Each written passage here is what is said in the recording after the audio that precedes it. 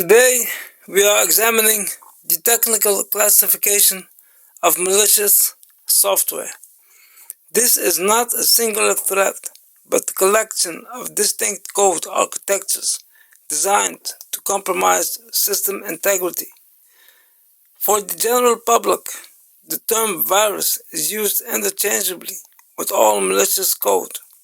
However, for a security professional, this generalization is inaccurate and dangerous. A worm does not behave like a virus, and a Trojan does not execute like ransomware. They possess unique propagation vectors, distinct execution requirements, and specific objectives. Understanding these distinctions is not merely academic. It is the foundation of incident response. You cannot quarantine a worm using the same protocols you use for a Trojan. To define the architecture, you must understand the weapon. Welcome to episode 3 of the Modern Security Blueprint series. In previous episodes, we established the foundations of network architecture. Today we turn our attention to the primary threats against that architecture: malware. We will analyze the 4 pillars of the malware landscape: the virus, the worm, the Trojan horse, and ransomware. We will examine how they propagate, what they require to execute, and the specific signatures they leave on the system. Crucially, we will look at historical precedents, real-world implementations like the Stuxnet worm and the WannaCry ransomware attack to demonstrate how these theoretical architectures manifest in live environments. The system operates on a strict logic.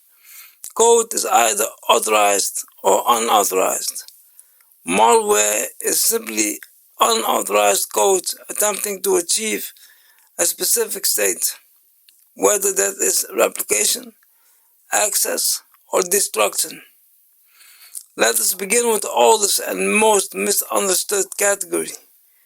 We begin with the computer virus. The defining technical characteristic of a virus is its dependency. A virus is not a standalone program.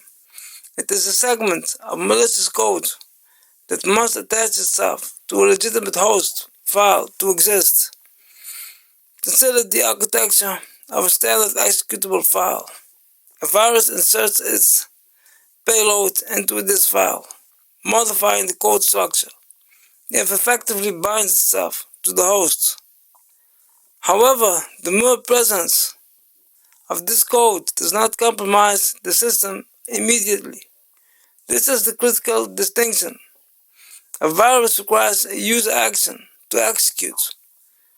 The malware remains dormant until the user opens the infected host file or runs the compromised program.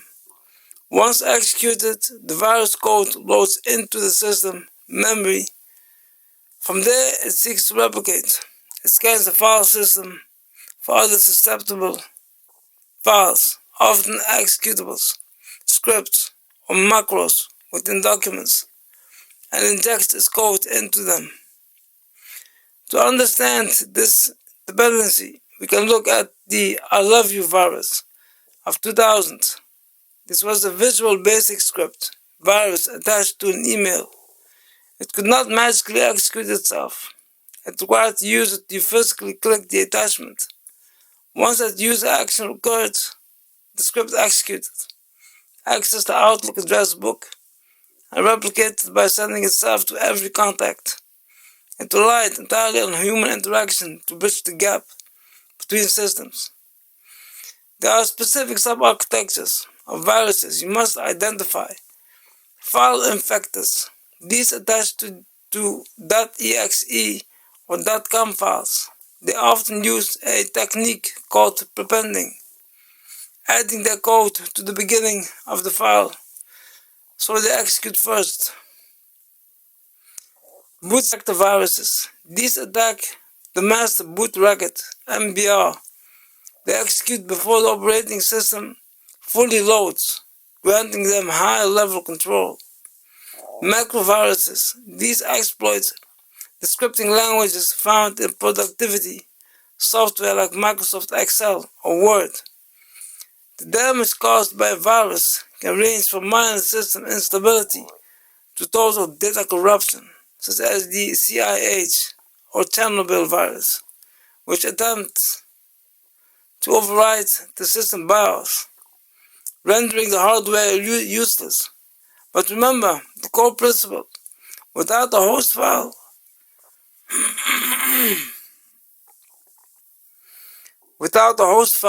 and without user execution, a virus cannot function. It cannot do its job. Moving from the host-dependent virus, we examine the worm. While often confused with viruses, the worm operates on a fundamentally different architectural principle. A worm is a standalone program. It does not need to attach itself to a host file. Furthermore, and most importantly for network security, a worm does not require user action to propagate. The worm operates by exploiting vulnerabilities in network protocols or operating system services. Once a worm breaches a single system, it scans the network for other machines exhibiting the same vulnerability. When a target is identified, the worm copies itself across the network connection, executes on the remote machine, and the cycle repeats. The most sophisticated example of this architecture in history is Stuxnet, discovered in 2010. Stuxnet was a cyber weapon designed to target industrial control systems, specifically the centrifuges in Iran's nuclear program. Stuxnet demonstrates the terrifying power of a worm. Once it entered the network, initially via a USB drive, it utilized multiple zero-day vulnerabilities to spread autonomous